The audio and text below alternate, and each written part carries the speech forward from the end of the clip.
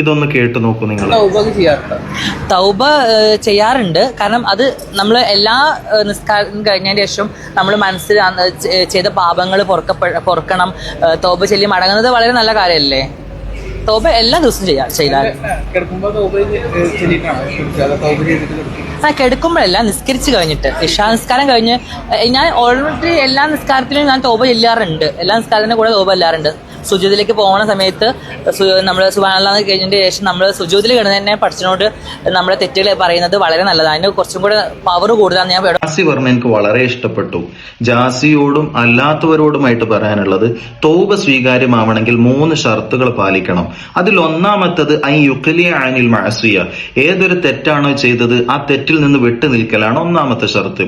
രണ്ടാമത്തെ ഷർത്ത് എന്ന് പറയുന്നത് ഐ യന്ദമ അലാ ഫിഅലിഹ, ചെയ്ത തെറ്റിന്റെ പേരിൽ ഞാൻ ചെയ്തല്ലോ എന്ന് പറഞ്ഞ് ഖേദിക്കലാണ് രണ്ടാമത്തെ ഷർത്ത്.